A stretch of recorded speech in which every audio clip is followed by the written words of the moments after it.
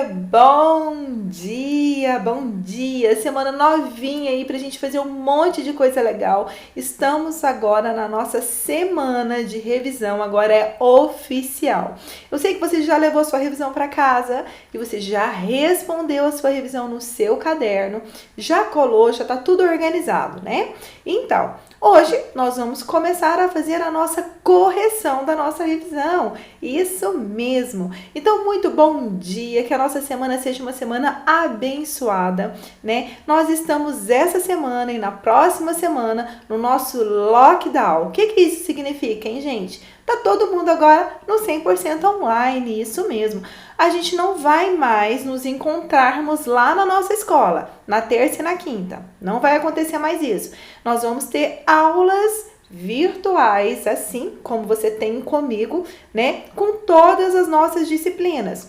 Você, nesse momento, você está tendo aula online.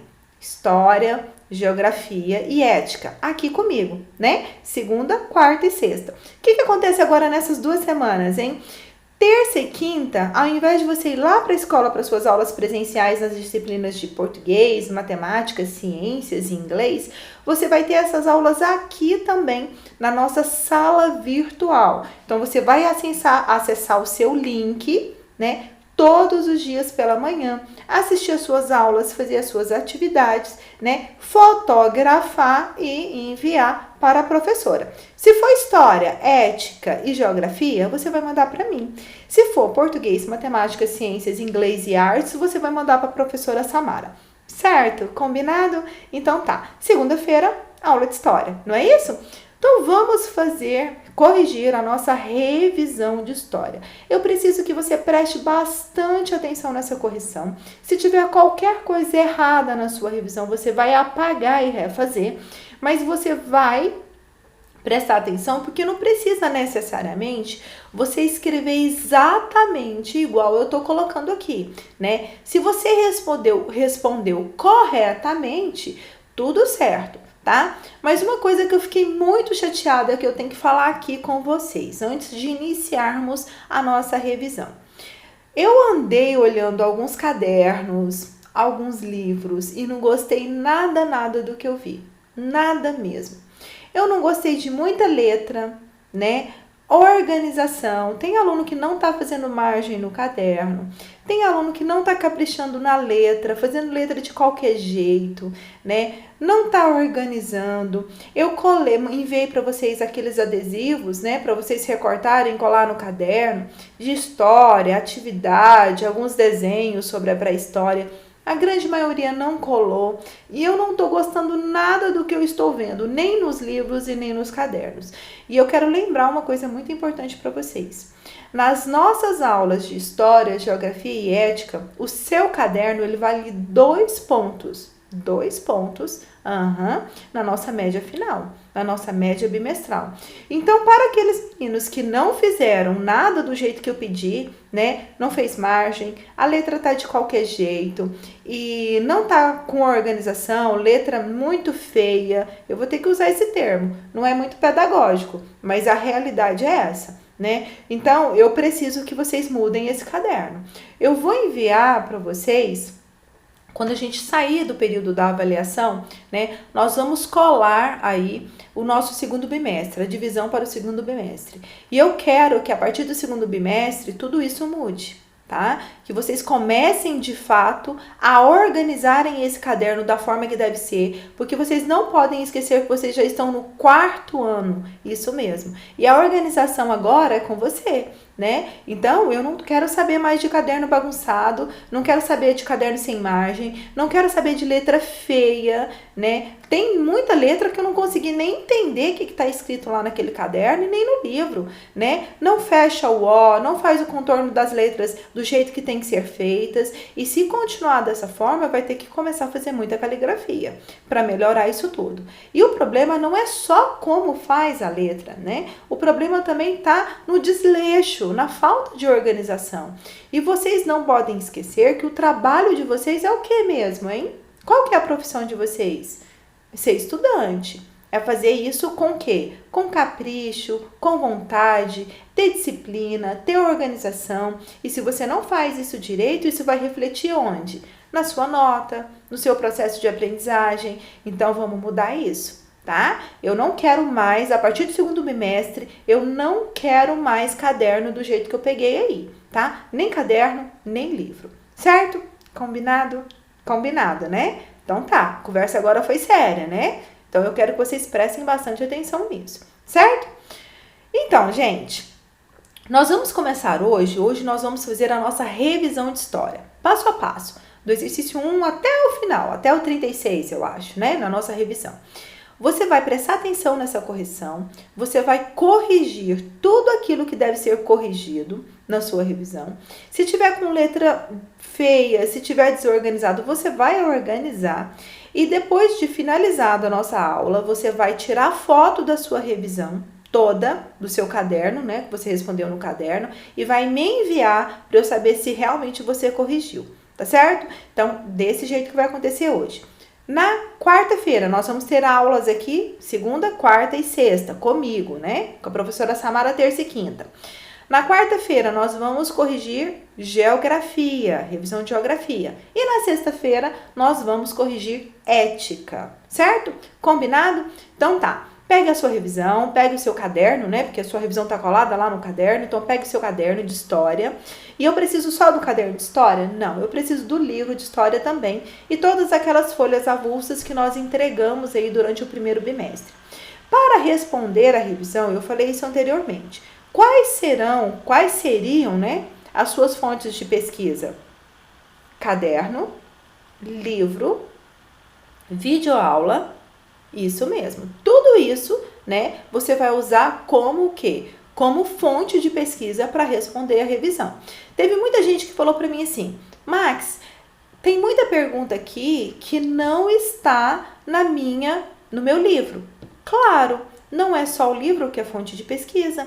Fonte de pesquisa é o livro, é a aula, né? Por isso que nós temos aula. Nas nossas aulas aqui, nas nossas videoaulas, eu trago muito mais conteúdo, né? Fora, né? Conteúdo extra que fala sobre aquele assunto que nós estamos trabalhando. Então, a gente tem muito material extra aí, né? Material complementar, né? Que vai servir de apoio pra gente entender melhor os nossos conteúdos. E esse material de apoio, ele também, né? Ele vai te ajudar nas respostas aí da sua revisão. Então, eu falei lá no inicinho, quando a gente começou a revisão, o que você vai fazer para responder a sua revisão? Você vai olhar todo o material que foi trabalhado durante aquele período, certo?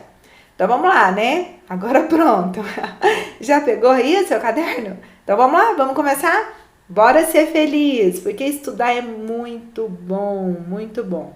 Gente, durante esse período aí de lockdown, esses 14 dias, eu preciso, não todos nós, né? Todos nós precisamos ter consciência, ter responsabilidade e realmente ficar em casa, né?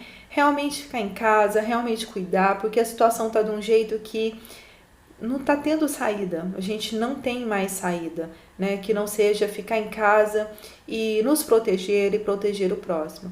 Então, vamos ficar quietinho em casa, né? Vamos tomar cuidado, se precisar sair em casos assim excepcionais, porque a gente sabe que supermercado agora só pode ir um membro da família, então vai ser só o papai ou a mamãe, então você não vai sair de casa mais.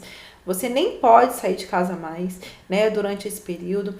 E falar para vocês que isso vai passar. Tudo passa, né? Vocês sabem quando dá aquela tempestade bem forte, que a gente fica morrendo de medo, com raios, relâmpagos e trovões, aquela chuva bem pesada? Quando tá acontecendo aquilo, a gente pensa realmente que o mundo vai até acabar, não é? Eu uso esse termo de chuva, de relâmpago, de trovão, porque eu fico bem assustada quando dá aquelas chuvas bem assim fortes, né? E depois passa. Depois vem o arco-íris, depois vem o sol aí para iluminar e nasce, né, um novo dia, novas possibilidades para a gente poder fazer o que a gente estava fazendo, né, trabalhando, saindo, correndo atrás das coisas. Assim, gente, vai acontecer em relação ao coronavírus. Isso vai passar. Vamos enxergar isso tudo como uma tempestade, né? A gente fica com medo, normal. A gente fica ansioso, normal. A gente fica de saco cheio, normal. Mas vai passar, tá? Tudo isso vai passar. E para que isso passe sem grandes consequências, o que a gente tem que fazer? Tomar os cuidados necessários. Quando tá chovendo, aquele tanto de raio, relâmpago, trovão, você corre e vai lá para a chuva? Você não faz isso, né? Por quê? Porque o raio pode cair em cima de você, não é isso? O que a gente faz? A gente corre e fica protegido dentro de casa. E é exatamente isso que você tem que fazer nesse momento. Ficar dentro da sua casa, protegido, tá? Você, seu papai, a sua mamãe, os seus irmãos, os seus familiares. Todo mundo dentro de casa, todo mundo fazendo as coisas que tem que fazer, que dá para fazer agora nesse momento dentro de casa. E o que você tem que fazer agora nesse momento, nessas 2 semanas? Estudar para suas avaliações que daqui 2 semanas aí vai acontecer, né? Então vamos organizar essa bagunça desse caderno, vamos organizar esse livro, né? Tudo aquilo que estava mal feito, vamos fazer novamente, vamos consertar e vamos estudar para as nossas avaliações, nos prepararmos, porque a vida não pode parar, né? A gente está dentro de casa, mas a gente tem infinitas possibilidades aí, né, de coisas que a gente pode fazer dentro de casa. E uma delas é estudar. Então vamos fazer isso e vamos fazer bem feito, tá bom? Para que isso, tudo que está acontecendo, né, não cause mais consequências negativas do que já tem causado, tá certo? Então vamos lá? Vamos estudar? Já tem 11 minutos que eu tô falando aqui, mas isso é importante você ter consciência disso tudo, né? E principalmente porque hoje é o nosso primeiro dia de lockdown, tá bom? E tomara a Deus que serão só 14 dias inicialmente, né? Que a gente realmente fique só nesses 14 dias e que a gente retome as aulas na terça e na quinta. E se a gente retomar é porque as coisas, né, melhoraram e é isso que a gente espera. E vacinar, né, gente? Que é o que a gente precisa. Vamos lá, então? Pegou sua revisão? Certeza que sim, né?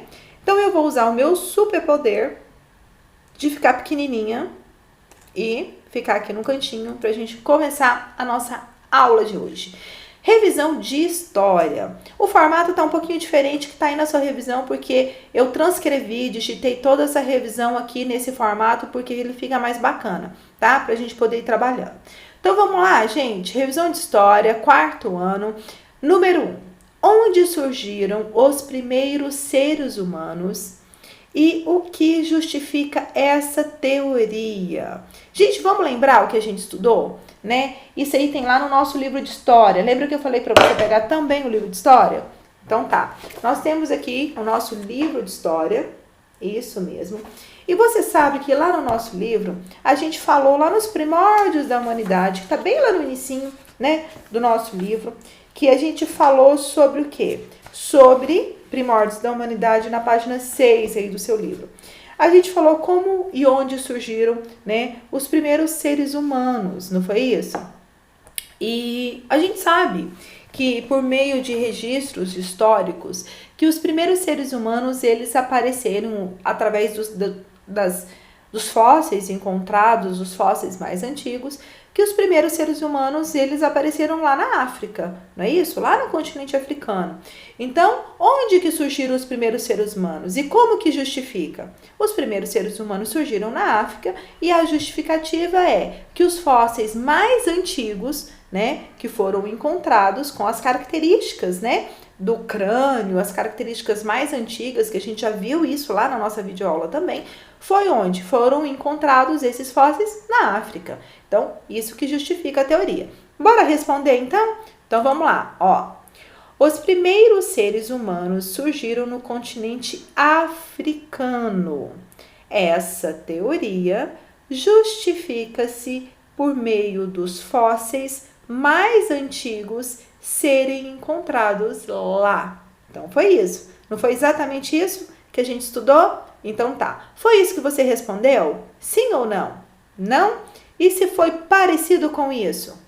É a mesma coisa? Escreveu de jeito diferente? Tá valendo. Só que o que eu quero saber é, você começou a sua resposta com letra maiúscula? Você colocou ponto final aí na sua resposta? Sim. Escreveu todas as palavras corretamente?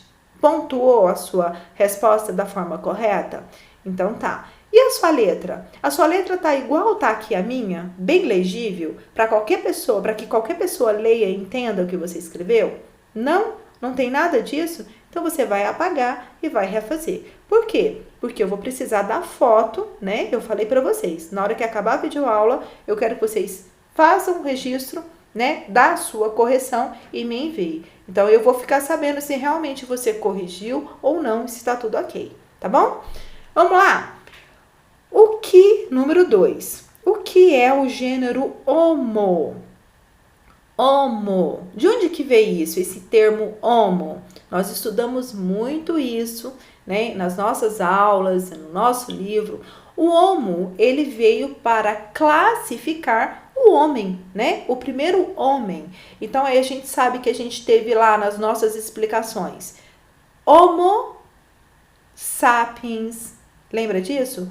Homem erectus e homem habilis, que era um homem habilidoso, né? Que é um homem que começou a desenvolver ferramentas, né? Ele começou a realmente a ter características, né, de um ser humano, a pensar, a mudar sua postura, porque antes o homem andava como igual o quê? Inclinado, muito parecido com o macaco, que é o seu primo, porque o homem não veio do macaco, você sabe disso, né? Então, o Homo, ele veio para classificar a espécie humana, os primeiros homens que apareceu. E aí foi dividindo, né, em 3 etapas, né? O primeiro, o Homo o quê? O Homo habilis, né? Depois veio o Homo erectus, que a coluna já foi ficando mais ereta, e depois a gente veio o Homo sapiens e o Homo sapiens sapiens, que é aquele homem que sabe que sabe. Mas a gente vai continuar aí falando sobre isso. Vamos lá, então? A resposta, então, seria: o gênero Homo vem dos homonídeos. Se refere à última fase da evolução do homem, capaz de raciocinar, fabricar utensílios, sendo dotado de um crânio mais parecido com o do ser humano atual do que o do macaco.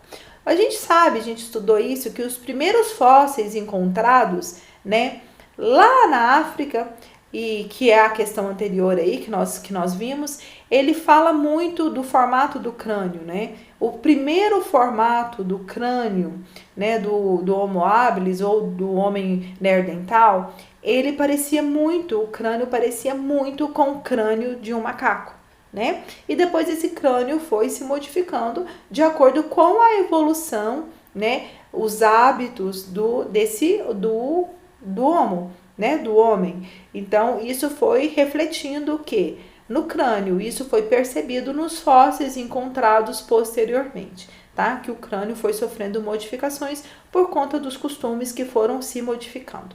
Ok? Então tá, você vai responder aí. O gênero Homo, ele vem dos homonídeos, ele se refere à última fase da evolução do homem, capaz de raciocinar, fabricar utensílios, sendo dotado de um crânio mais parecido com o de um ser humano atual do que o macaco, tá? Você não respondeu dessa forma? Não, você respondeu outra coisa. Mas o que você respondeu? Ele é a resposta correta? Se parece com isso aqui que a gente está falando? Então, tudo bem, você pode deixar a sua resposta. Se não, você vai apagar e vai responder da forma que está aqui, tá? E agora, nesse momento, você está com o controle de tudo. Você pode pausar a nossa aula, copiar o que você tiver que copiar e aí depois você aperta o play, tá bom? O controle está aí na sua mão, tá? Então, vamos lá? Vamos continuar? Aqui nós temos número 3. Responda sobre os primeiros humanos.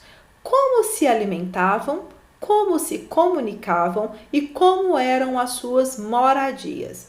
Então tá, a gente sabe lá, de acordo com as nossas aulas, né, que o homem antigamente, ele tinha um comportamento muito parecido com o comportamento do macaco, então ele vivia muito em cima das árvores, não era isso? E aí o que foi modificando? O homem começou a descer e começou a mudar os seus hábitos, né? A sua alimentação era basicamente o quê? Coleta de frutos, né? Coleta de frutos e frutas. Era isso que ele se alimentava. E também ele se alimentava de carne, né? Deixada por aqueles animais maiores, caçavam, e aí o resto dessa carne ele se alimentava também dela. E aí depois ele foi desenvolvendo, ele foi construindo ferramentas e também, né, desenvolvendo a capacidade de caçar também ou animais e para se alimentar, né? Porque nem sempre tinha frutos, nem sempre. E aí ele tinha também que correr atrás do seu alimento. E essa foi uma das formas, né, que ele conseguiu desenvolver, foi por meio da caça, né? Aí, como que ele fabricava essas primeiras ferramentas, né? O que ele utilizava? Tudo que tinha na natureza, né? Ele utilizava restos de animais, pedaços de ossos, pedaços de madeira, cipó. Então, tudo que tinha na natureza servia como matéria-prima para ele fabricar essas ferramentas. Então, vamos lá? Como eles se alimentavam? Coleta de frutos e carne de animais. Então, a alimentação era basicamente essa, tá? Como se comunicavam? Eles se comunicavam por meio de gestos, pinturas e grunhidos. O que é grunhido? É um barulho, né, que a gente faz, um grunhido. É um barulho que não é basicamente uma fala, né? E ele fazia muito gesto, gesticulava muito para poder explicar, era como se fosse uma mímica, né? Ele fazia desenhos nas paredes das cavernas, né, para falar o que aconteceu, para explicar para os outros o que havia acontecido com ele. E também ele se comunicava por meio de grunhidos. Eu já falei o que é o grunhidos, é essa emissão de sons, né, que não se assemelha muito a uma fala, né? Não tem muito, é um som mesmo, como se fosse um som de um animal mesmo, né? Então vamos lá, vamos continuar? Como eram as suas moradias? A gente sabe que ele começou a procurar lugares seguros, né, para se proteger de animais, né, os predadores. E quais seriam esses lugares? Seriam grutas, né, cavernas, feitas pela própria natureza, né? Então, grutas, cavernas eram os lugares que eles utilizavam como moradias. É o que você vai responder. Cavernas ou grutas. Número 4. O que é a definição de Homo habilis? É primeiro homem lá que a gente tem como definição depois do Neandertal, né? Nós temos Homo habilis, significa homem habilidoso, e ele possuía o corpo inclinado, muito parecido com o do macaco, né? Que foi o seu primeiro nível lá da evolução, foi o Homo habilis. Então, o corpo inclinado, ele disputava alimentos com os animais de grande porte e não manuseava o fogo ainda, né? Aí depois nós temos o homem erectus. O que é o homem erectus? É o homem ereto. A coluna dele já começa a ficar mais o quê? Mais retinha, né? Ele já começa a se parecer mais com o quê? Com o ser humano atual. Então vamos aqui, ó. Aqui a gente vê nessa imagem que tá aí, deixa eu tirar esse aqui. Você consegue ver a evolução, né, do homem. Aqui a gente já tem o Homo erectus, que a coluna já está bem retinha. Então, o Homo erectus, ele possuía a cabeça e a coluna alinhados perfeitamente, assim como o homem atual. Ele vivia organizado em pequenos grupos, fazia diferentes tipos de instrumentos e aprendeu a manusear o fogo. Aqui no Homo erectus, né, a gente já vê que ele já descobre o fogo nesse momento aí. Então, a classificação do Homo erectus é isso, né? Coluna e cabeça alinhados. Você escreveu isso na sua revisão? Sim ou não? Não? Tem que complementar alguma coisa? Então, você complemente. Capriche nessa letra, tá? Vamos lá? Vamos agora para a letra C. Homo sapiens. Homo sapiens neanderthalensis. Homo sapiens é aquele homem que tem uma aparência física parecida com a nossa e ele começa a ter, né, demonstrar uma inteligência. Através de tudo o que acontecia, ele começou a observar, ele começou a ter os seus grupos, ele começou a ter sentimento pelas pessoas que conviviam com ele. Então ele começa a desenvolver rituais através da observação da natureza.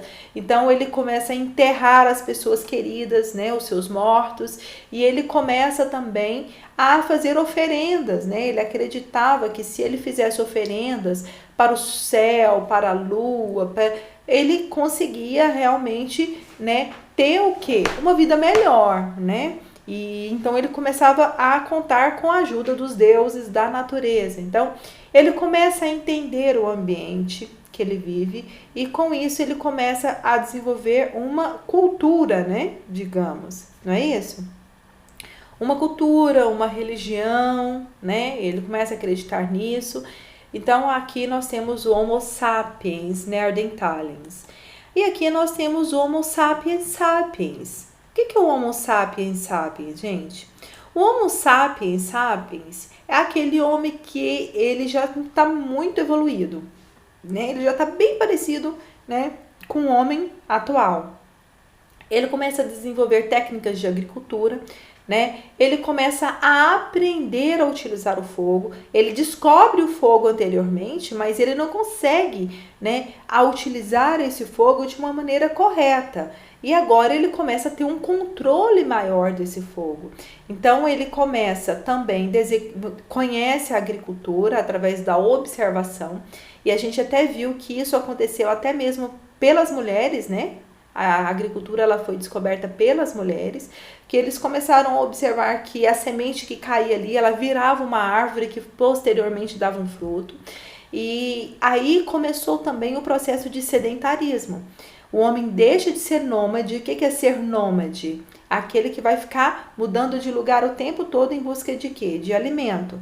Ele deixa de ser nômade porque ele começa a ter o alimento ali, né? Ele começa a plantar, ele começa a colher, então ele não precisa mais mudar. Então é isso que muda aí no Homo sapiens sapiens. Então ele desenvolve a agricultura, ele desenvolve a sua comunicação, ele desenvolve a arte, a escultura, desenhos. Então o Homo sapiens já tem uma evolução muito grande aí nesse período. E a gente sabe, gente, eu falei muito isso para vocês, né? Que isso tudo aconteceu, a diferença, né? Lá do primeiro os hominídeos, lá no Homo habilis, até o Homo sapiens sapiens, foram anos, milhões de anos aí. Isso não aconteceu de um dia para a noite, né? Então tá, você respondeu tudo direitinho? Então vamos para o exercício número 5.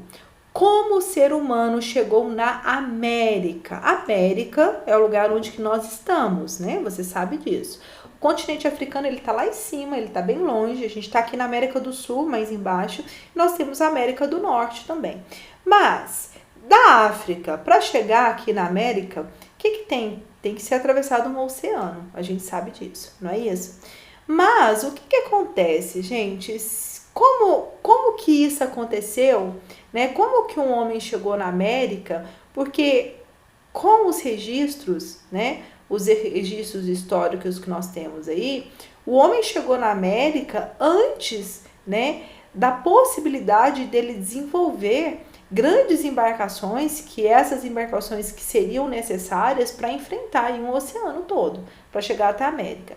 Então, se não tinha navios, grandes barcos para fazer essa travessia, como esse homem chegou até a América, né? Aí nós temos algumas teorias. Vamos lá então? Como o ser humano chegou nas Américas? Aí a gente tem a teoria do Estreito de Bering, né? O que é o Estreito de Bering? É aquele pedacinho que unia, né, o continente africano até o Alasca, que de acordo com, antigamente era muito mais frio que os dias atuais, então tinha um período do ano onde que o inverno era muito rígido, que esse pedaço lá ele congelava. E durante esse momento que ele congelava, eles utilizaram para quê? Para fazer essa travessia, né? E depois seguiram por terra. Então a teoria de Bering, do Estreito de Bering, é justamente isso. A teoria mais aceita é o Estreito de Bering, pois as grandes embarcações só surgiram milhares de anos depois. Então, essa que é a teoria de Bering, é o congelamento, né, dessa água aí, e eles fizeram essa travessia nesse período. Vamos continuar agora no exercício número 6. Observe a pintura abaixo e responda as seguintes perguntas. Aí nós temos aqui, né? Uma pintura, né? Uma pintura aqui dentro de uma caverna, porque a gente vê que é uma pedra, né? Provavelmente aqui deve ser uma caverna. E a gente tem um registro aqui de animais, né? A filhote desses animais. E aqui a gente tem alguns seres humanos, né? O desenho aqui dá para ver bem direitinho. E aqui também a gente tem outros registros aqui que não deu para pegar muito bem nessa fotografia. Mas qual que é o nome dessa pintura? É pintura rupestre. Pintura rupestre. Pintura rupestre. Aqui tá faltando um R, tá? Rupestre. Deixa eu ver se eu consigo editar aí.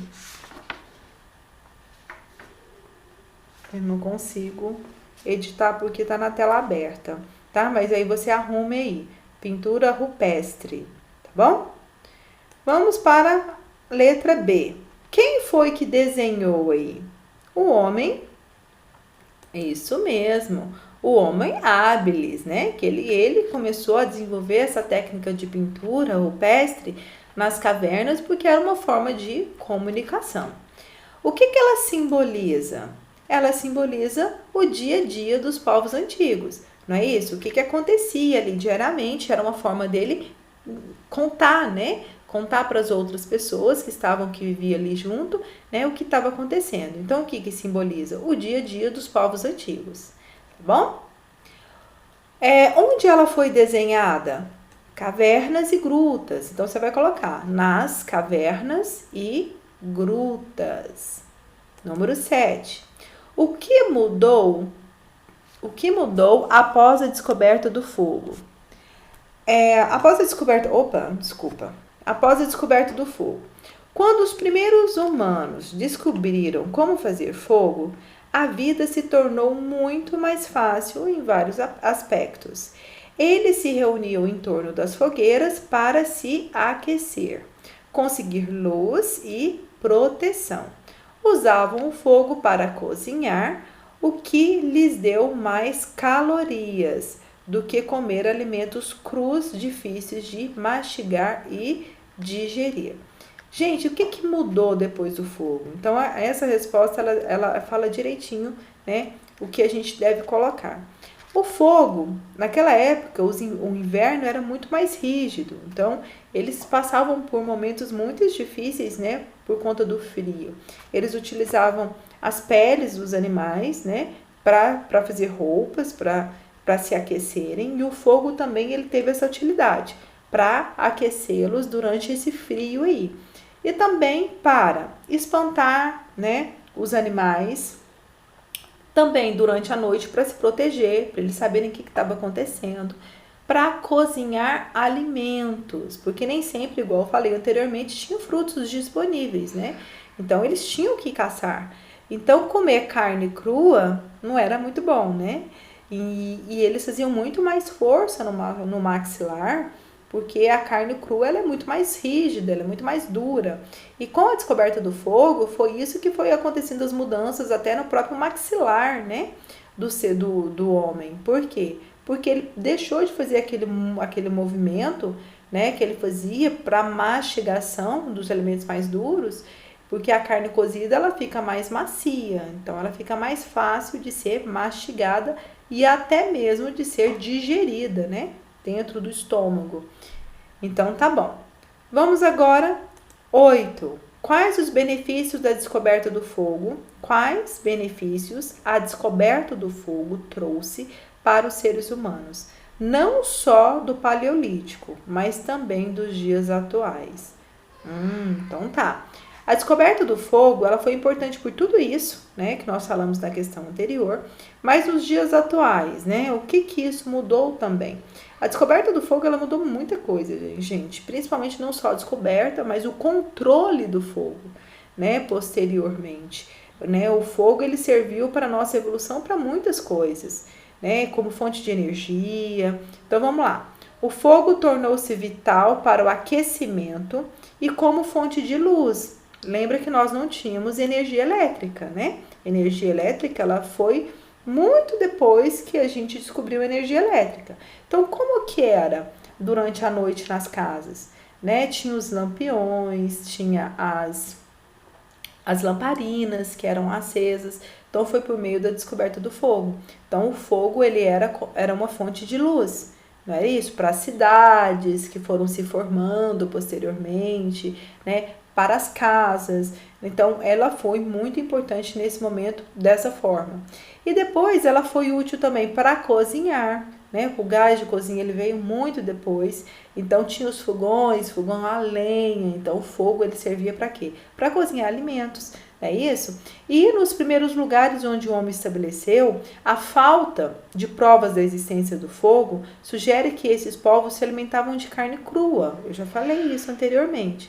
E foi a partir do uso do fogo que eles começaram a cozinhar esse alimento, né? Que aumentou o número e a variedade de alimentos disponíveis para os homens primitivos.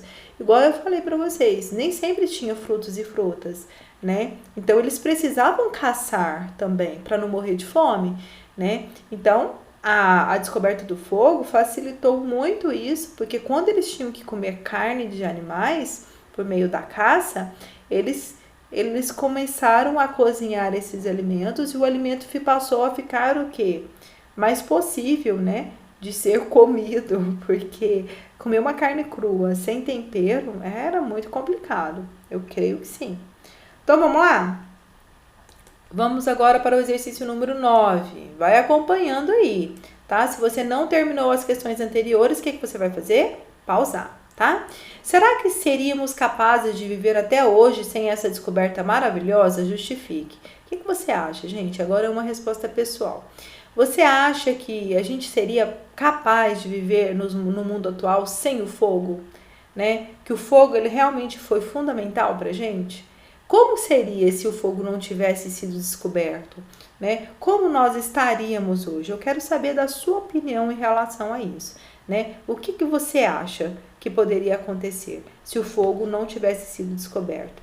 Então, vamos lá, eu quero que você responda. Essa eu não trouxe a resposta porque eu quero que você responda, uma resposta pessoal. Agora nós temos aqui, né, a questão número 10, o que são fontes históricas. Fonte histórica, você sabe, né? As fontes históricas é tudo aquilo que, por ter sido produzidos pelos seres humanos ou por trazer vestígios das suas ações e interferência, pode nos proporcionar um acesso significativo à compreensão do passado humano e de seus desdobramentos no presente. Então, a fonte histórica, gente, é tudo aquilo, né, que está sendo, porque a todo momento a gente descobre uma fonte histórica, você sabe disso, através do trabalho dos arqueólogos, né, e também dos historiadores. Então, a todo momento, a cada descoberta, a gente começa a compreender melhor, né, o nosso presente, o que está acontecendo agora, como chegamos até aqui. Por isso que eu falo, gente, estudar história é maravilhoso, porque a história nos possibilita entender todo esse processo de desenvolvimento humano. Então, é muito importante. Então, as fontes históricas é tudo isso. Tudo que é produzido pelo ser humano, tudo que ele deixou, né, os resquícios, as marcas que foram deixadas, a pintura rupestre, os fósseis encontrados daquela época, as ferramentas que eram utilizadas, tudo isso, né, que foi encontrado é fonte histórica. E ela serviu para a gente entender como que a gente chegou aí nos nossos dias atuais, né? Como que essa história foi desenvolvida. É como se fosse a gente vai assistir um filme, né? Para a gente entender o que está acontecendo lá no final do filme, a gente tem que entender o início, não tem? A gente tem que entender a história, exatamente isso que acontece com a gente. Para a gente entender o hoje, a gente precisa entender como que isso aconteceu aí ao longo da nossa história.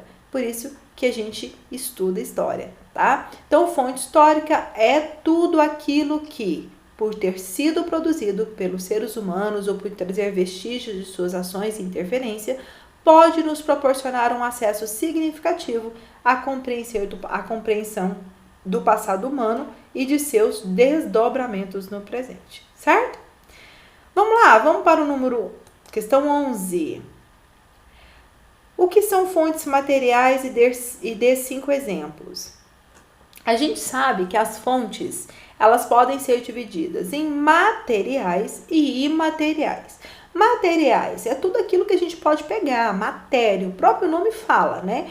Então é tudo aquilo que a gente tem aí como vestígio concreto, que foi produzido pelas mãos humanas, tá certo? Tudo. O que pode ser fontes históricas materiais? O que pode ser?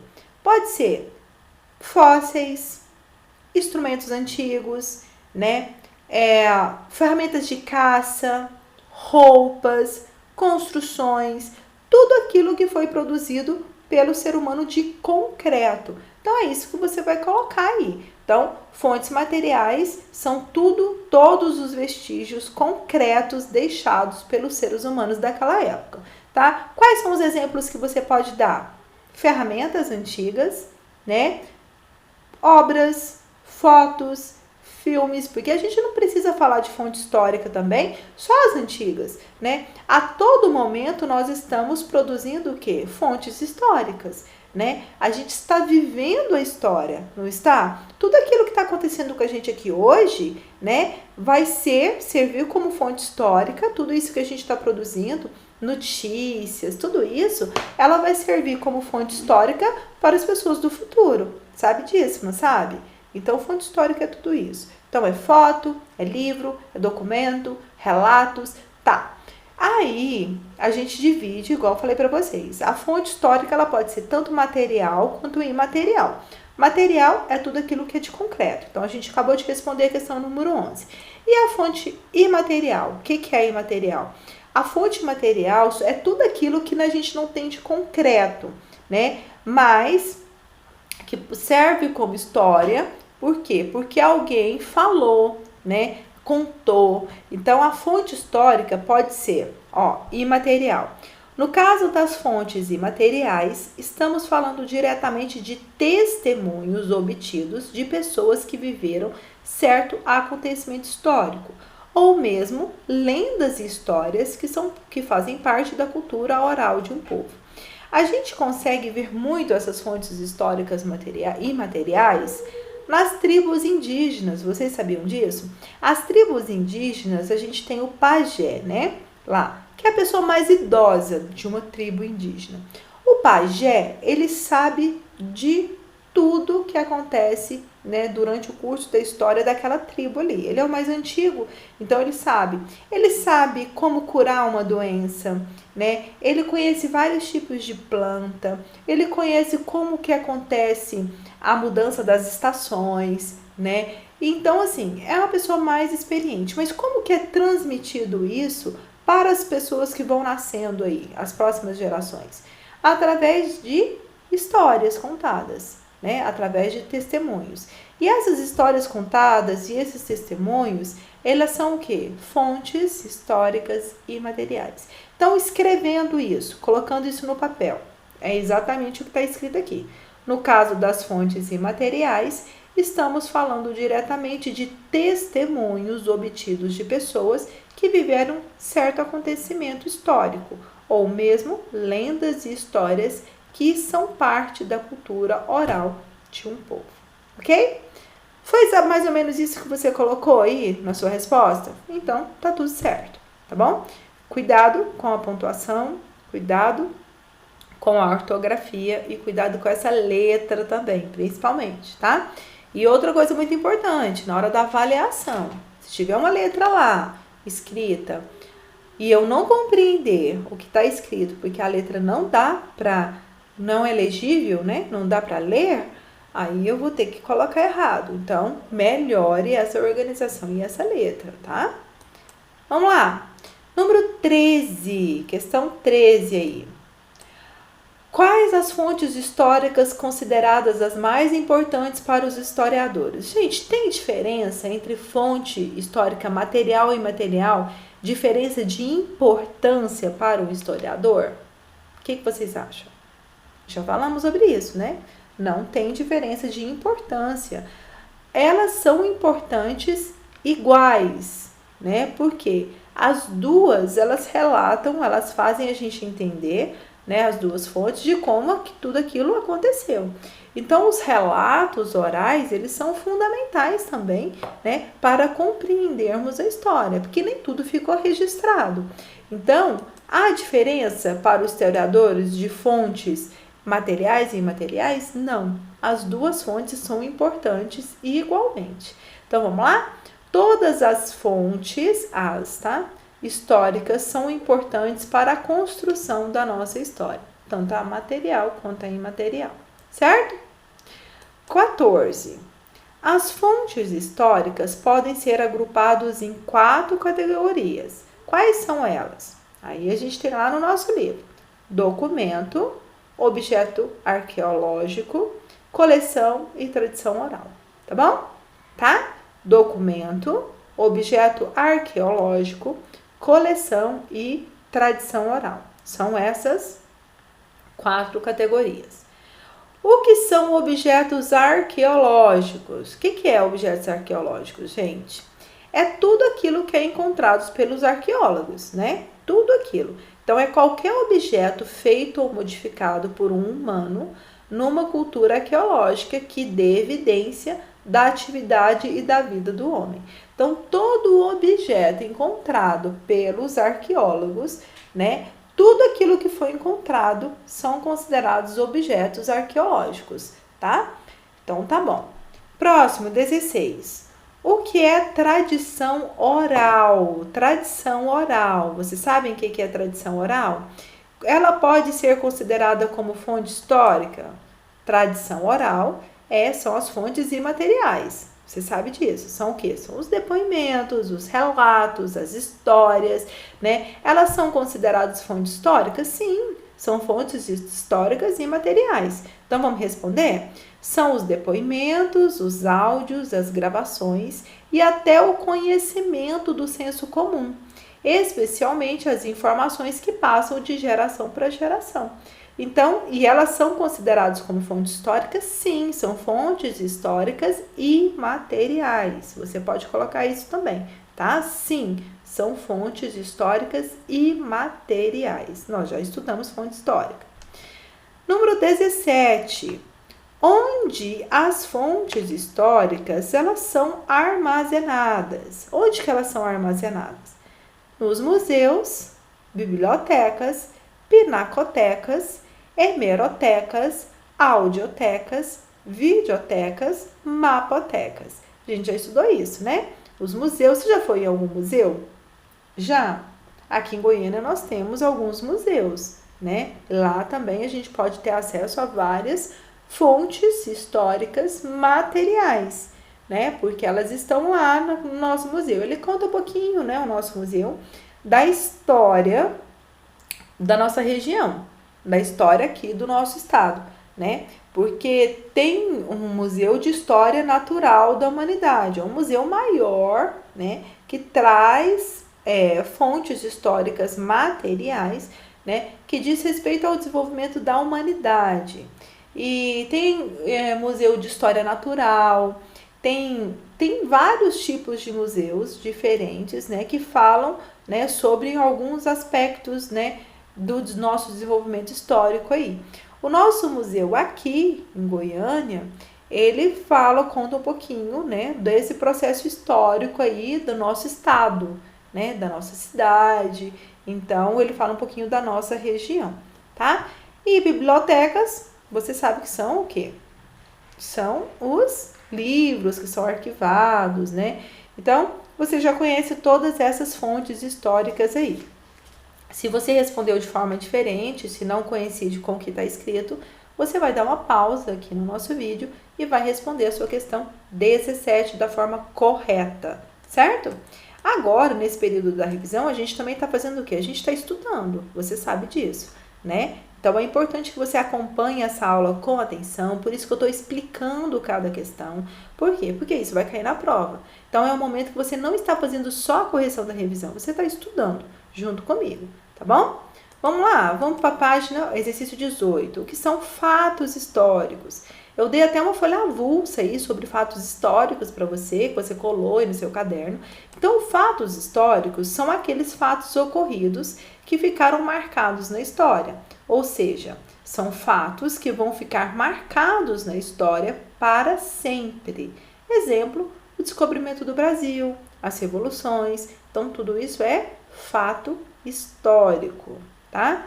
E qual que é a função do historiador? Contar a história, não é isso? Então, ele tem a função de analisar todas as fontes históricas, né? Analisar criticamente todos os fatos históricos, né? E escrever a nossa história e contar pra gente como que foi, né? Como que aconteceu. Então, aqui, ele tem a função de analisar criticamente os acontecimentos do passado. O historiador também tem a importante função de resgatar e preservar a memória dos povos. Um povo sem memória é um povo sem história, certo? 20. Nas tribos indígenas, os idosos têm um papel fundamental. Qual é? Falei aqui, né? É a figura do pajé. Nas sociedades indígenas, a transmissão dos elementos culturais, como a mitologia, os rituais, as curas, os costumes, é tudo feito oralmente. E são os idosos, né, os responsáveis por desempenhar esse papel, porque ele é o mais antigo. Então, você vai colocar aí. Nas sociedades indígenas, a transmissão dos elementos culturais, como mitologia, rituais, costumes, é feito oralmente. E são os idosos que desempenham essa função fundamental para a sobrevivência dos povos, ok? Vamos lá? Vamos continuar então? Exercício 21. Aqui no exercício 21, nós temos como é formado o tempo da história, gente. Como é formado o tempo da história? O tempo da história ele é formado por todas as experiências vividas em cada grupo social, seja ele qual for. Tem suas próprias vivências, as suas lembranças e contribui diretamente para entendermos muitos acontecimentos do presente e projetá-los no futuro. Então, o tempo da história é o quê? Passado, presente e a projeção do futuro. Então, o tempo da história são o quê? São todas as experiências vividas, né, por um grupo, né? E nessas experiências elas viram o quê? Vivências, né? Lembranças, história, né? Então tá. Número 22. Diferencia o homem nômade do homem sedentário. Essa é fácil. Homem nômade é aquele homem que está mudando a todo tempo, né? Ele está migrando para todos os lugares à procura de quê? Alimento. Não é isso? Esse é um homem nômade. O que é um homem sedentário? O homem sedentário é aquele que já fica quieto no lugar, né? Ele fica parado ali porque ele não precisa mais ficar mudando de um lado para outro, porque ali ele já tem a garantia do alimento. O que fez o homem ficar mais sedentário? As facilidades, né, de alimentação. Hoje a gente pode dizer, vocês já sabem, eu até comentei isso na nossa videoaula, né? Às vezes a gente fala assim, eu tô muito sedentário, tô muito sem sair de casa, sem fazer exercício físico, muito parado, tô muito sedentário. O que é sedentário? Eu estou muito parado. Então, o homem sedentário é aquele que fica parado no mesmo lugar, né? Numa mesma região, sem a necessidade de ficar se locomovendo o tempo todo, como o homem nômade fazia. Então, vamos diferenciar? Nômade não cria raízes. Ele simplesmente muda de moradia constantemente. O sedentário é aquele que se acomoda em algo, vive uma vida sem muitos movimentos e geralmente se acomoda na função que exerce. Então, o sedentário é aquele que está acomodado, né? Que está quieto, que está parado no mesmo lugar, certo? O que tornou o homem sedentário, gente? O homem mudava muito, ele era nômade porque ele estava em busca sempre de quê? De alimento. O que mudou? A agricultura, isso mesmo, né? O conhecimento da agricultura mudou tudo, porque aí o homem começou a não ter que ficar procurando alimento. Ele tinha uma garantia que aquele alimento estava ali naquela região, porque ele passou a plantá-lo, né?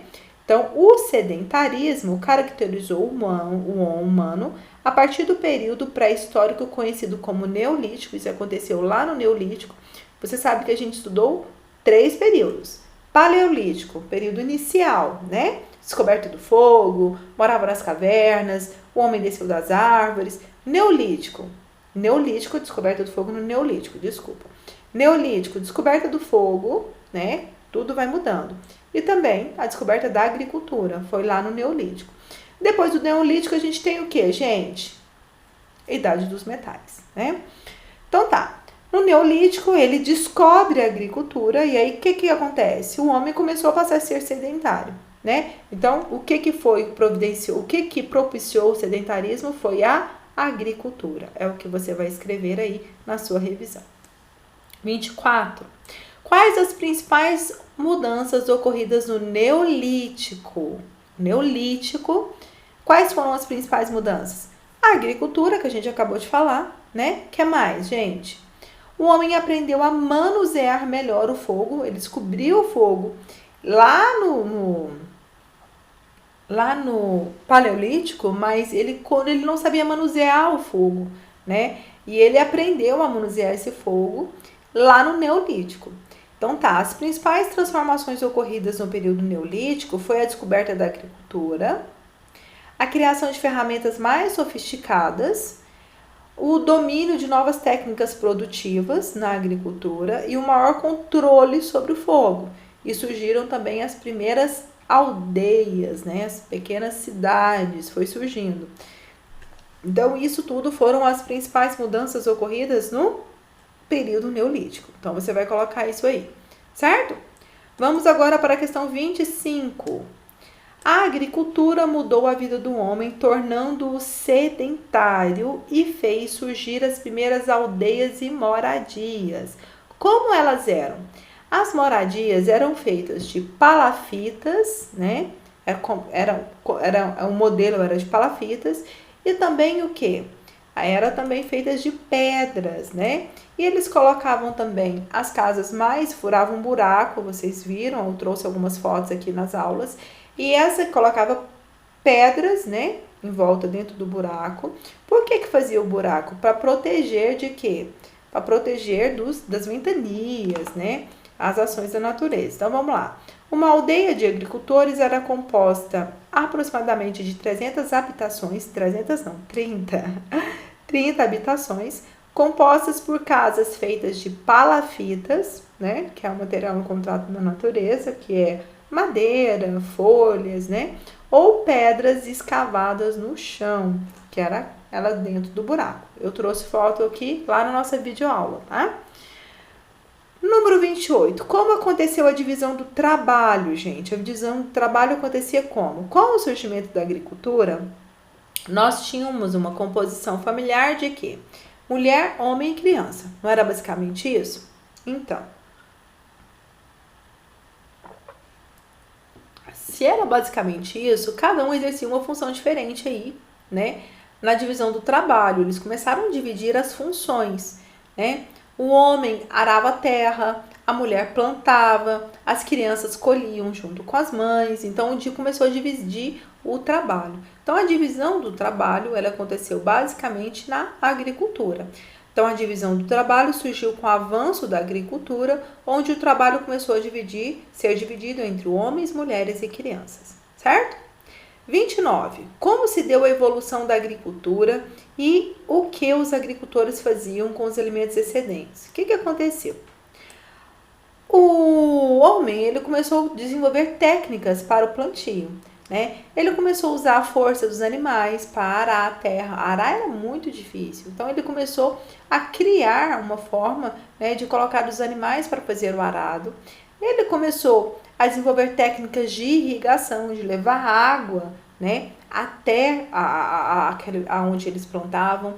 Então eles começaram também a produzir mais, né? Quanto mais eles conheciam a agricultura, mais alimentos eles produziam. E os alimentos muitas vezes, né, dava para suprir as necessidades ali daquela aldeia e sobrava alimento. E quando sobrava alimento, que a gente fala dos alimentos excedentes, o que eles faziam?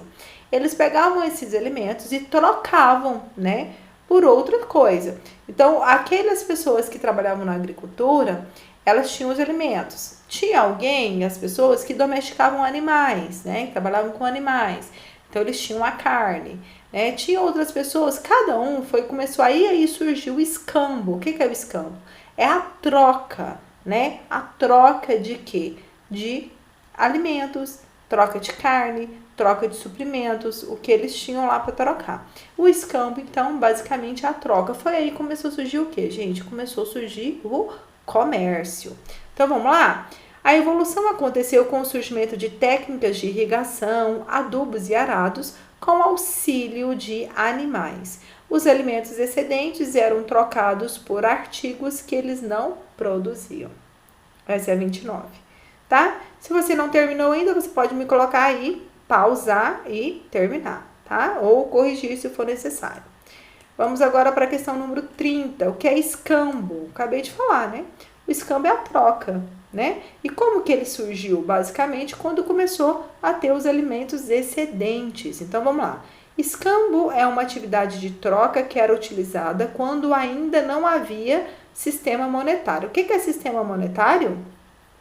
É o dinheiro, né? Não tinha moeda naquela época. Então, o que era a moeda? Era o próprio alimento, era a própria coisa que ele produzia, né? Então, tá. Aí, essa troca, ela também, como permuta ou troca direta, envolvia apenas coisas, serviços e ambos. Então, você podia trocar, eu preciso de alimento, mas eu não tenho nada para trocar. Então, o que ele podia fazer oferecer o quê? A força do trabalho dele, né? Aí ele recebia como pagamento o alimento. Isso acontecia muito na agricultura. Então, na época do plantio, né, muitas pessoas prestavam o trabalho lá para receber uma parte daquele alimento para sua sobrevivência. Isso acontecia. E também acontecia a troca também de algumas coisas que eles não tinham. Aí começou a surgir aí, porque naquela época não existia o quê? O dinheiro. Então, você vai colocar, escambo é uma atividade de troca que era utilizada quando ainda não havia sistema monetário. Essa troca, conhecida também como permuta ou troca direta, envolvia apenas coisas, serviços ou ambos, as duas coisas e serviços, certo? 31. Como eram organizadas as sociedades mais complexas? Ah, ok. Depois da agricultura, excedente, escambo, troca, como é que foi surgindo? Foi surgindo uma sociedade, né? Pessoas que eram responsáveis pela agricultura, pessoas que eram responsáveis pela pecuária, pessoas que eram responsáveis pelo clero, né? Que já começou a surgir aí a questão religiosa, né? Tinha os religiosos. Então, cada um foi ficando no seu quadrado, né? Isso foi formando o quê? A sociedade. A gente não tem aqui hoje na nossa sociedade, que a gente chama de uma sociedade complexa, cada um tem uma profissão e cada um presta um tipo de trabalho, de serviço que é para o bem da sociedade. Então, a gente como pessoa, a gente precisa de quê? A gente precisa de escola, a gente precisa de comida, a gente precisa de combustível, a gente precisa de médico, a gente precisa de dentista, a gente precisa de vários serviços para a nossa sobrevivência que a gente não sabe fazer nada, né? Nada não, a gente não sabe fazer tudo, né? Igual, a minha função é o quê? Eu sou educadora. Então, eu sei o quê? Eu sei dar aula, eu sei educar, né? Eu sei coordenar professores, né? E a minha função basicamente é essa. Mas só de educação eu não consigo sobreviver, porque eu preciso de alimento. Então, eu vou precisar de quê? Da pessoa que planta o alimento e a pessoa que vende o alimento, o comerciante. Não é isso? Eu preciso de água, de energia, eu preciso de combustível para eu poder andar de carro. Eu preciso de sapato, eu preciso de roupa, eu preciso de um monte de coisa. Então, o que acontece? A sociedade, ela está dividida em cada um faz um trabalho, né? Cada um tem uma função. E aí as pessoas começam a trocar as coisas que elas precisam. Hoje nós temos um sistema monetário. O que é o sistema monetário? Nós temos o dinheiro. Essa troca não é bem uma troca mais, né? Não é bem um escambo mais. A gente começa a trabalhar com o comércio, que é a compra e a venda. Eu vendo, você compra e eu vendo. E assim vai, tá? Então tá. Então, as sociedades mais complexas, ela foi surgindo com a divisão do trabalho, né? Começou a dividir o trabalho, começou a surgir essas organizações, né? Essa sociedade, não é isso? Então tá. Então vamos escrever? As sociedades mais complexas foram surgindo com a divisão do trabalho. O escambo e a especialização nos trabalhos desenvolvidos, seja no plantio, na pecuária, na linguagem e na crença.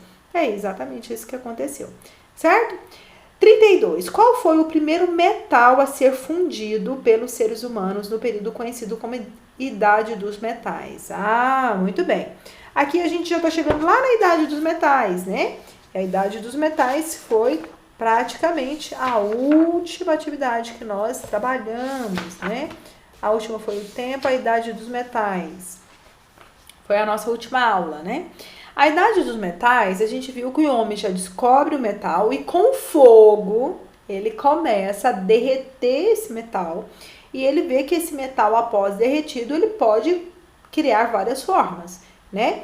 E aí ele começa a criar o quê? Armas, né? Armas que eu falo lanças, né? Escudos, né? E também começa a desenvolver o exército a partir daí, né? E aí como que acontece? Eles começam a invadir lugares que tinham outras pessoas, né? Para tomar terras, e aí começa a surgir os exércitos na Idade dos Metais. E armaduras, né? Tudo que pode ser feito utilizando o metal para proteção é desenvolvido. E qual foi o primeiro metal que foi desenvolvido? O primeiro metal foi o quê? Foi o cobre. Aí a gente tem cobre, ferro, ouro e prata. Nessa fase ainda não tinha achado nem ouro, nem prata, nem ferro. O primeiro foi o quê? Foi o cobre. Foi o primeiro metal desenvolvido aí a ser aí derretido, né? Para que fossem feitas algumas ferramentas e aí começou, né, a Idade dos Metais. Número 33. Na Idade do Ferro, aí a gente teve o cobre primeiro, que foi o primeiro metal. Aí a gente tem aqui na Idade do Ferro, além do processo da fundição dos metais, o que mais marcou a fase? Ah, e aí que eu falei, foi aí que começou a surgir as grandes civilizações, com normas e crenças, comércio e o surgimento das grandes cidades. Como que as grandes cidades começou a ser desenvolvidas leis, normas, né, regras de convivência, e aí vai. Então, o processo da fundição dos metais se deu também basicamente na criação dos exércitos, tá? Então, isso foi muito importante. A Idade do Ferro marcou muito a nossa história, como todas as outras também foram marcadas. A agricultura marcou muito o Neolítico, né? A descoberta do fogo, nossa, foi assim fundamental lá no Paleolítico. E toda a história, né, toda fase da história teve a sua importância na nossa evolução. Para a gente chegar na Idade dos Metais, a gente teve que passar por tudo aquilo. Se não tivesse, né, descobrido o fogo, não podia derreter metal, entendeu? É isso. Então, tudo faz parte da nossa história. Vamos lá, então. O que defende a teoria do Estreito de Bering? A gente sabe, né, que o homem veio para a América passando por uma ponte de gelo entre a Ásia e o Alasca. Nós falamos sobre isso hoje, então essa é a questão, tá? Que o homem veio para a América com barcos. As embarcações eram difíceis naquela época, a gente ainda não tinha esse conhecimento, né? Então, a teoria mais aceita seria o quê? Seria o Estreito de Bering, tá bom? Então vamos lá, 35. Qual a outra rota que poderia ter sido usada para o homem chegar à América além do Estreito de Bering? A outra rota seria a rota o quê? A teoria transoceânica, que há cerca de 10 mil anos os homens que habitavam a Polinésia, que é uma região lá da Oceania, se locomoveram em direção à América do Sul em pequenos barcos. Esses teriam se movido por meio das correntes marítimas que os conduziram. Acho pouco provável, tá? Acho pouco provável essa teoria transoceânica, você atravessar um oceano em pequenas embarcações. Eu acho isso muito pouco provável, mas é uma das outras teorias aí de como o homem chegou na América, tá? Porque, gente, atravessar um oceano, nossa, é muito complicado em pequenas embarcações. E olha que para chegar lá da África até a América é longe, viu? É muito longe. Então eu acho muito difícil que isso tenha acontecido dessa forma, mas também é uma das teorias aí. Vamos lá, 36. A partir do mapa mental, faça um resumo de 15 linhas sobre os períodos, né? Paleolítico, Neolítico e Idade dos Metais. Você vai escrever aqui, né? Fazer um resumo sobre esses 3 períodos. Então, você vai escrever nesse resumo tudo o que você aprendeu sobre o Paleolítico, tudo o que aconteceu no Neolítico e tudo o que aconteceu na Idade dos Metais. Então, é tudo o que eu expliquei aqui, né, que eu tô falando aqui desde o início da nossa videoaula de hoje, e eu tô falando sobre como isso tudo aconteceu. Então, essa revisão, ela serve basicamente para isso mesmo, para a gente revisar todo o conteúdo e para você entender novamente, né, como que aconteceu tudo isso desde os primórdios da humanidade até a Idade dos Metais, que foi onde a gente parou, tá bom? Vamos lá então, gente. Escreva esse resumo, não esqueça, tá? O resumo tem que contar, você tem que contar as coisas mais importantes durante cada período e ele tem que ter no mínimo, pelo menos 15 linhas, certo? Então tá bom. Agora, no exercício 37, a Idade da Pedra costuma ser dividida em 3 períodos: Paleolítico, Mesolítico, Neolítico. Associe as 5 características da Idade da Pedra listadas a seguir no bloco inferior aos períodos citados. A gente tem aqui o Paleolítico, a Idade dos Metais e o Neolítico, tá bom? Então tá, domesticação de animais. Gente, a domesticação de animais aconteceu onde? Lá no Neolítico, né? O Paleolítico ainda não tinha isso. No Neolítico, a gente começou a fazer o quê? Desenvolver técnicas para utilizar o fogo, a agricultura, domesticação de animais. Isso que marca o Neolítico, não é isso? E também o sedentarismo, né? Que lá no Paleolítico o homem ainda é nômade porque ainda não conhece a agricultura. Então tá. Então a domesticação de animais é número 3, que é o Neolítico. Então vamos colocar aqui número 3. A descoberta do fogo. A descoberta do fogo, ela aconteceu onde? A descoberta do fogo? Lá no Paleolítico. Então, número 1. Então, é 3-1. 3-1. A fundição dos metais na Idade do Metal. Então, é 3-1-2. 3-1-2. Idade dos Metais, 2. 3-1-2. Próximo. Artefatos da pedra lascada. 1, né? Paleolítico. Então, tá até agora. 3, 2, 1.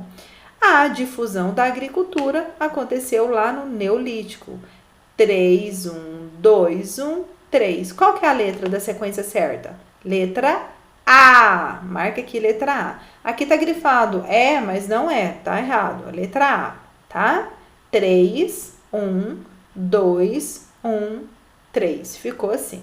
3, 1, 2, 1, 3. Certo? Então tá. Letra A. Marque a letra A da questão 37. Vamos continuar? Vamos lá para o exercício 38. 38. Bora lá no 38. Na pré-história, encontramos fases do desenvolvimento humano. Qual a alternativa que apresenta características das atividades do homem na fase neolítica? Neolítica. O homem praticava uma economia coletora de animais? Não, coletora de alimentos, alimentos, era lá no Paleolítico, né? Ele via basicamente da coleta de alimentos. Os homens fabricavam seus instrumentos para a obtenção de alimentos e abrigo, também no Paleolítico. O homem aprendeu a controlar o fogo. Foi lá no Neolítico. Os homens conheciam uma economia comercial e já praticavam os juros. Não, juros foi muito depois, não tinha nem sistema monetário, né? Então não é não. Os homens cultivavam plantas, domesticavam animais, tornando-se produtores de alimento. Essa daí, tá? Essa fase do Neolítico, tá? O homem, ele descobre a agricultura, começa a domesticar animais e começa a produzir seu próprio alimento e passa a ser sedentário. Isso é o que caracteriza a fase do Neolítico. Bom, então você vai marcar aqui essa questão. Opa, aqui é a última, tá? Ela não tá marcada, mas aqui, tá bom? Ah, ela tá de azul, essa daqui, certo? Então vamos lá, vamos agora para o mapa mental. Observe o mapa mental abaixo e crie o seu próprio mapa mental sobre a pré-história. Então tá. Aqui eu tenho um exemplo de mapa mental. E o mapa mental, como eu já expliquei para vocês anteriormente, expliquei lá na sala de aula, né? O mapa mental, ele serve, né, para você relembrar tudo aquilo que você estudou. Ele é muito importante. E o mapa mental, ele tem uma característica também individual de cada um, né? Então, você tem que criar o seu próprio mapa mental. O mapa mental, geralmente no meio, no centro dele, eu vou colocar o assunto que a gente vai falar. Aqui, o nosso assunto é a pré-história, né? A pré-história, a gente sabe que ela é dividida em 3 etapas: Paleolítico, Neolítico e Idade dos Metais. Então, a primeira coisa que eu vou fazer no meu mapa mental é colocar essas 3 coisas. E aqui ele colocou de rosa: Paleolítico, Neolítico e Idade dos Metais. Ok. Eu coloquei aqui eles separados, por quê? Porque cada período tem uma característica própria de coisas que aconteceram, não é? Então, vamos lá. Lá, primeiro, a gente vai começar pelo Paleolítico. Quais foram as coisas lá no Paleolítico que aconteceu, que marcaram o Paleolítico? O que foi que aconteceu? Aí ele colocou aqui, ó: controle do fogo para alimentação e proteção, o homem caçador, a idade plena não estou conseguindo enxergar aqui. Moravam em cavernas, eram nômades, arte rupestre, caça, pesca e o que é mais? Divisão do trabalho por sexo e idade. Tá. Tinha uma divisão do trabalho lá e você fala assim: mas a divisão do trabalho ela não aconteceu basicamente lá no Neolítico? Ela aconteceu com mais força lá no Neolítico.